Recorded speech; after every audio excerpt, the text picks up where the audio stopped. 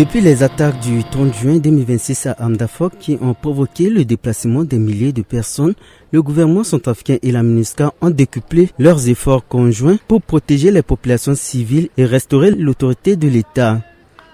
Leur réponse s'est traduite par une consolidation du dispositif sécuritaire, mais aussi la mise en place d'une cellule conjointe de gestion des crises dont la mission est de favoriser le partage d'informations et d'assurer une meilleure coordination entre la MINUSCA, les autorités locales et l'ensemble des acteurs intervenant également dans la protection et la sécurité. Dès les premières heures,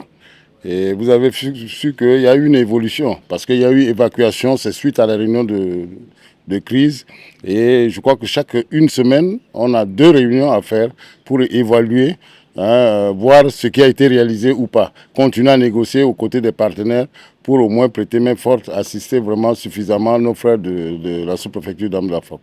La MINUSCA a également renforcé ses effectifs militaires à Hamdafok et facilité le déploiement de nouveaux éléments des forces armées centrafricaines FACA, optimisant ainsi le dispositif sécuritaire ainsi que la restauration et l'extension de l'autorité de l'État dans cette zone frontalière. Face à la menace persistante des groupes d'armées, les casques bleus zambiens de la MINUSCA basés à Birao maintiennent un niveau d'alerte élevé. Ils effectuent quotidiennement des patrouilles pédestres et motorisées de jour comme de nuit. Ces patrouilles visent à rassurer les populations, prévenir toute incursion des groupes armés et garantir la sécurité de la ville de Birao et des localités riveraines.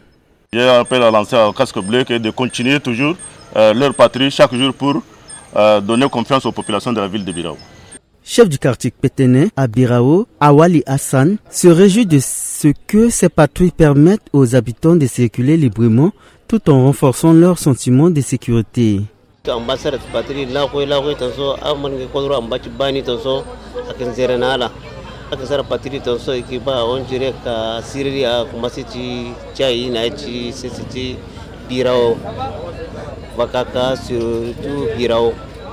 Rappelons que les casques bleus zambiens de la MINUSCA sont déployés dans la préfecture de la Vakaga depuis 2015 afin de contribuer à la mise en œuvre du mandat de la mission dédiée grandement à la protection des populations civiles et la facilitation de la libre circulation des personnes et des biens et la restauration de l'autorité de l'État.